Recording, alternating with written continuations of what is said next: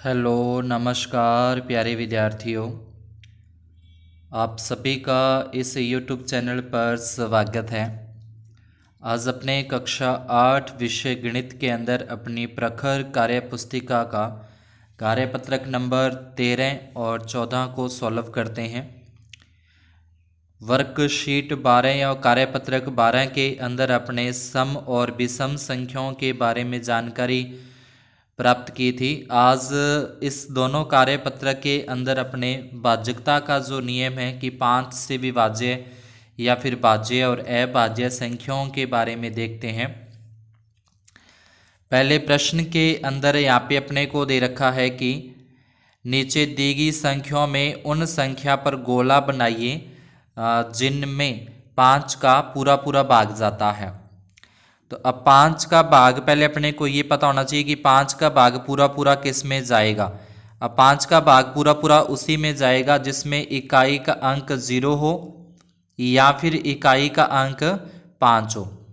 दोनों में से जिसमें भी इकाई का अंक 0 या 5 आता है उसमें 5 का भाग पूरा पूरा जाएगा और उन पे अपने को गोला लगाना है। जैसे कि पहले अपने को 25 दे रखा है, इसमें इकाई का अंक 5 है तो उसमें 5 का भाग जाएगा। 30 में भी 5 का भाग पूरा पूरा जाएगा। उसके बाद फिर 35 देखें, यहाँ 5 के पहाड़े में आते हैं और इकाई का अंक 5 है तो इसमें भी जाएगा। 45 के अंदर भी 5 का भाग पूरा पूरा, 50 के अंदर भी 5 का भाग पूरा पूरा जाता है। यहाँ तक तो अपने पहाड़ा पढ़ लेते हैं कि यहाँ 5 के पहाड़े में आते हैं, लेकिन हम अपने को इनके इकाई के अंक पर अगर ध्यान दें तो इकाई का अंक जब अपने पहाड़ा लिखते हैं 5 का, उसमें इकाई का अंक 5 0 5 0 5 0 इस तरीके से चलता है। तो मतलब जिसमें इकाई का अंक 5 या 0 आता हो उसमें 5 का भाग पूरा पूरा जाता है। तो इन सभी के ऊपर अपने को क्या करना है, अपने कार्यपत्रक के अंदर इस तरीके से इनके ऊपर गोला बना देना है, इनके ऊपर सर्किल बना देना है। इसके बाद दूसरे प्रश्न में नीचे दी गए रिक्त स्थानों में ऐसा अंक लिखें ताकि संख्या 10 से विभाज्य हो जाए।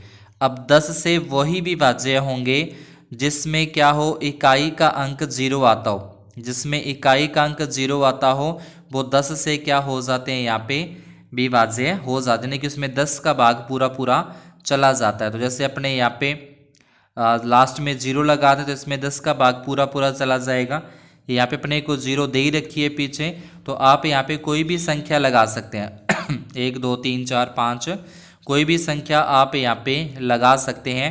तो आप चाहो तो यहाँ पे 0 भी लगा सकते हैं, आप चाहो तो यहाँ पे 1 2 3 4 और कोई संख्या भी आप यहाँ पे लगा सकते हो, वो आपकी इच्छा है।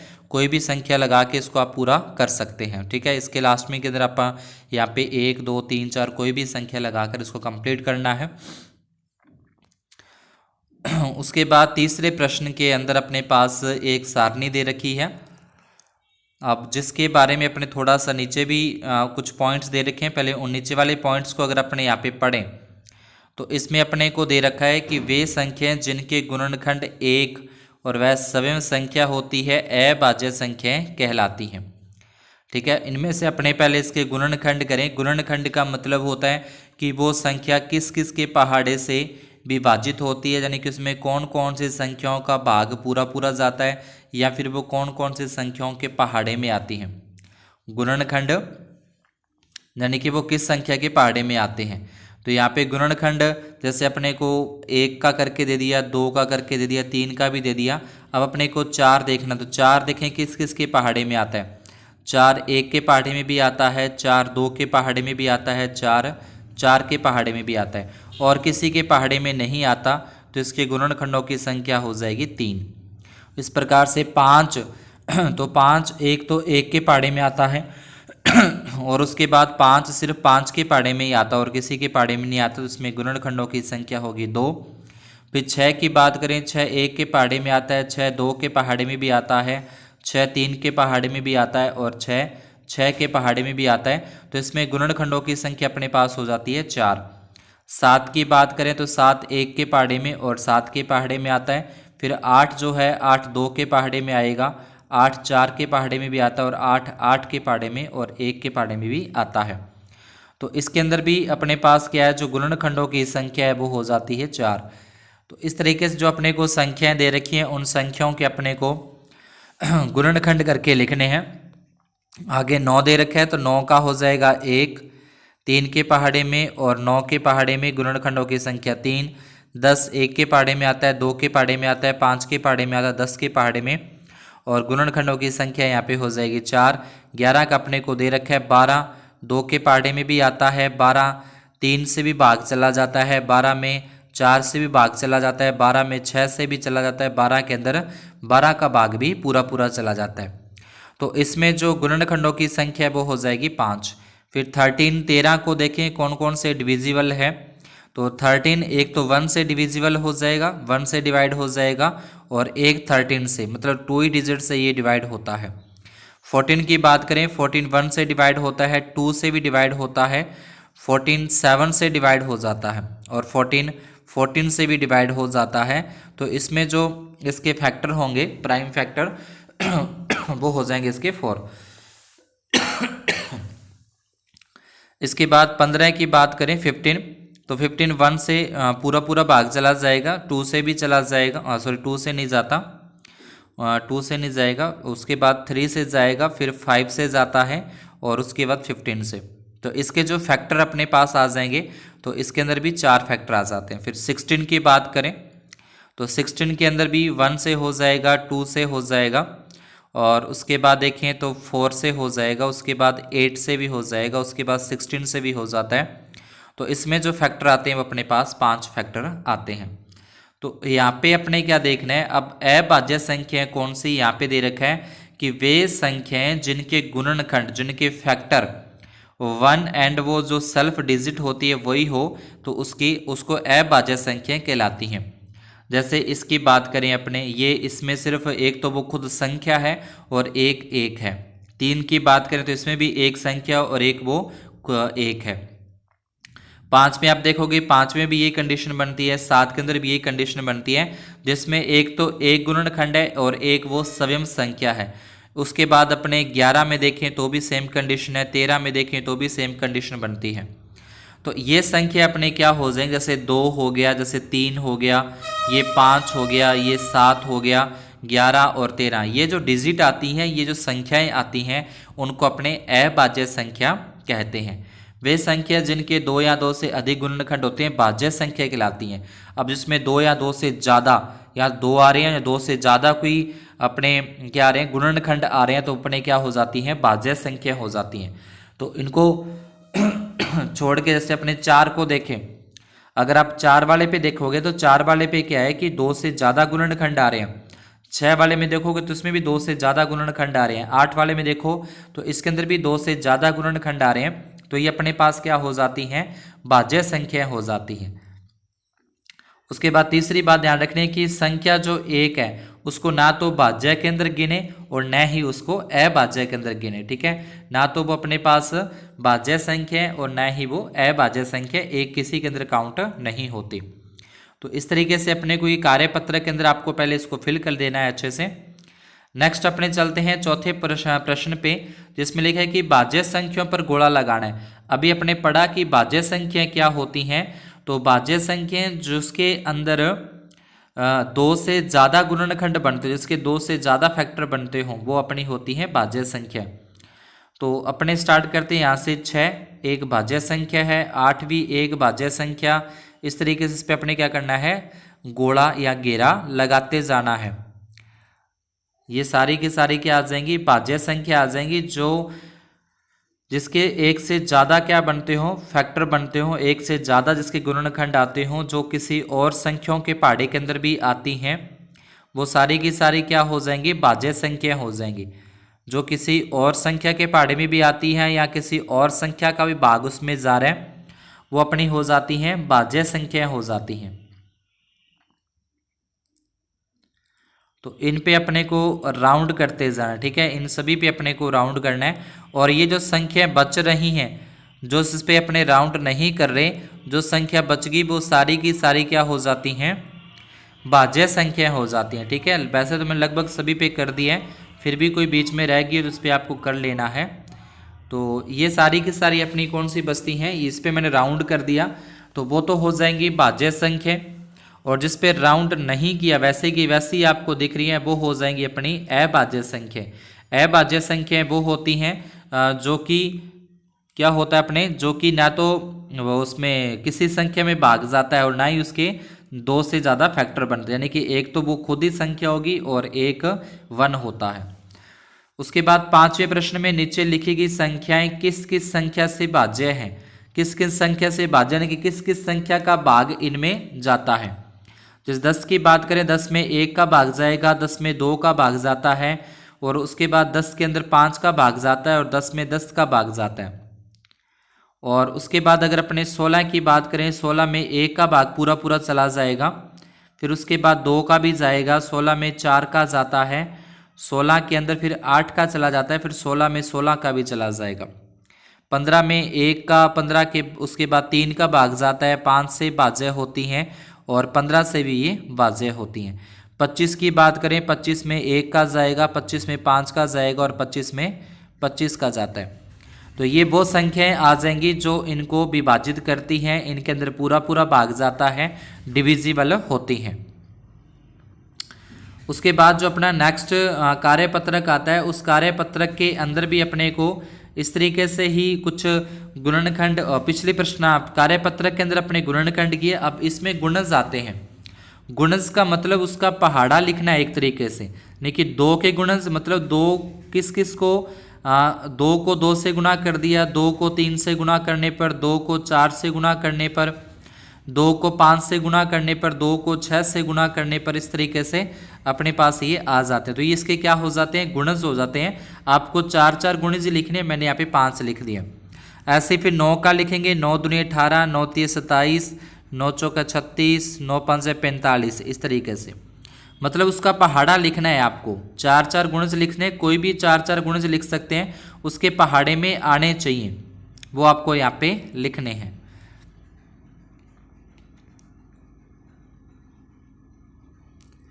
ये इसके हो जाएंगे 4 गुणज हो जाते हैं, ठीक है।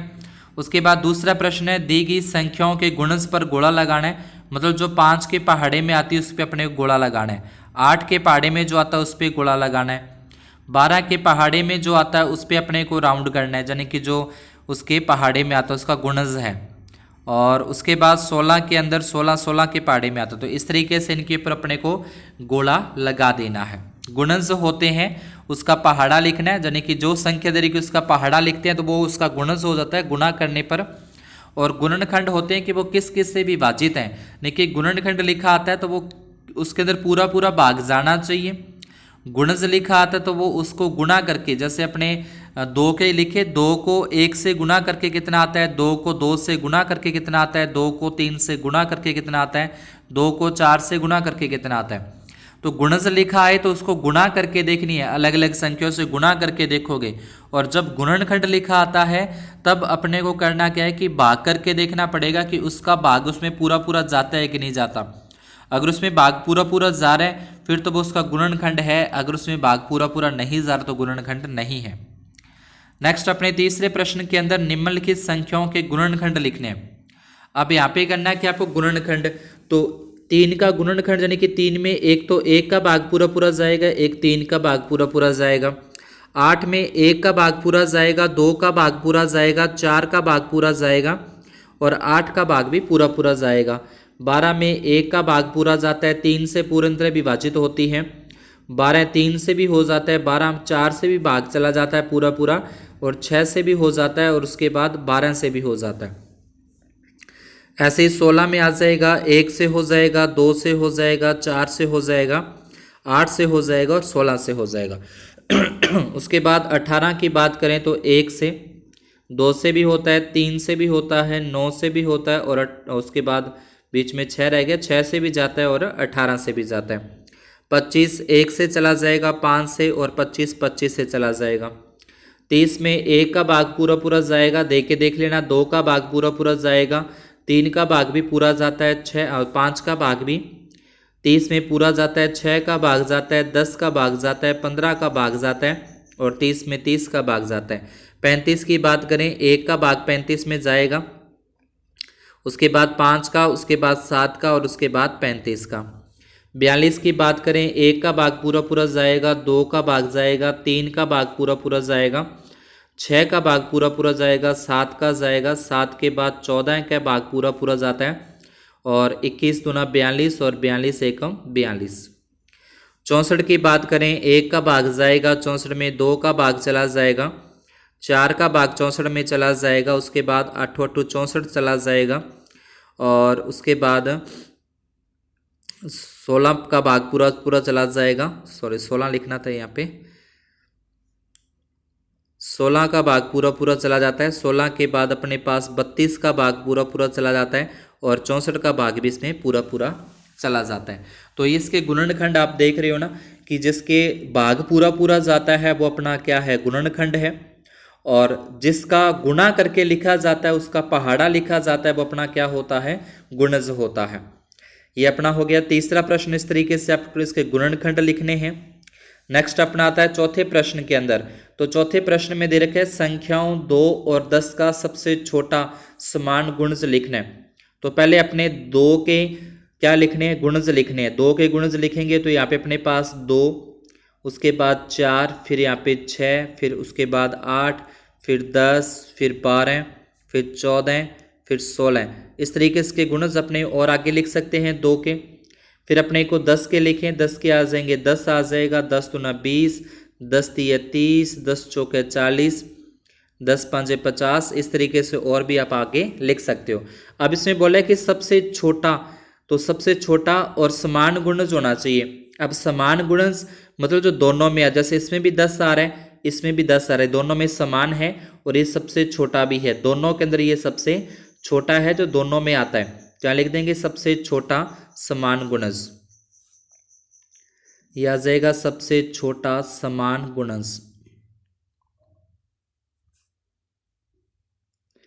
सबसे छोटा समान गुणज तो अपने पास ये आ जाएगा 10। फिर 5वां है संख्याएं 3, 5 और 15 का सबसे छोटा समान गुणज लिखना है। तो पहले आप 3 के लिख दोगे। 3 के क्या होते हैं, 3 का 3 हो जाएगा, फिर 6, फिर 9, फिर 12, फिर 15, फिर 18। इस तरीके से 3 के आप गुणज लिख दोगे। 3 के बाद अपने 5 के लिख दें यहाँ पे। 5, 5 दूनी 10, 5 तिये 15, 5 चौके 20, 5 5 25। उसके बाद अपने 15 के लिखें तो 15 के आ जाएंगे 15, 15 दूना 30 और 15 तिये 45, 15 चौके 60। इस तरीके से के गुणज अपने को लिखने हैं।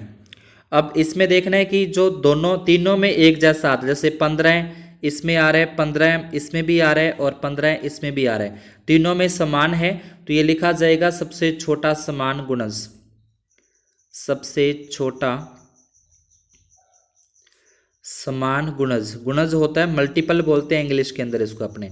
सबसे छोटा समान गुणज यानी कि सबसे छोटा इसमें क्या है, ये मल्टीपल है इसका तीनों का। तो ये आ जाएगा अपने पास 15, 15 आ जाता है। तो ये गुणज हो गए इसके अंदर। आगे देखें छठे प्रश्न के अंदर संख्याओं 20, 40 और 60 का सबसे छोटा समान गुणज लिखना है। यानी कि जो 20 के पहाड़े में भी आता हो, जो 40 के पहाड़े में भी आता हो और जो 60 के पहाड़े के अंदर भी आता हो। तो 20 के लिखेंगे पहले अपने यहाँ पे। तो 20 के तो हो जाएंगे 20, उसके बाद 40, फिर 60, फिर 80, उसके बाद 100, उसके बाद 120। ठीक है, 120 अपने पास आ जाएगा। इसके बाद 40 के लिखेंगे तो 40, 40 दूना 80 और 40 दिए 120 और 40 चौका 160। इस तरीके से आगे और लिख सकते हैं। फिर अपने पास आ जाएंगे 60 के तो 60, 60 दूना 120, 60 दिए 180 और 60 चौके 240। अब इसमें एक जैसा क्या आ रहा है, तो आप देखोगे कि इसमें 120 आता है, इसमें भी 120 आता है और इसके अंदर भी 120 आता है। तो सबसे छोटा समान गुणज,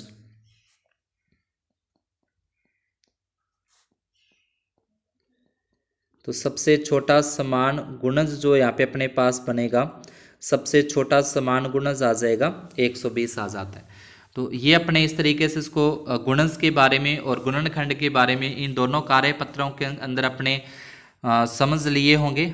आशा करते हैं कि आपको गुणज और गुणनखंड के अंदर कोई भी डाउट नहीं रहा होगा।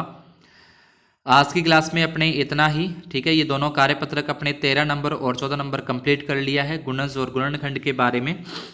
अगर आपको ये सवाल समझ में आ गए हों तो वीडियो को लाइक और चैनल को सब्सक्राइब जरूर कर दें। अपने फ्रेंड्स के अंदर शेयर करना न भूलें। धन्यवाद और शुभ दिन।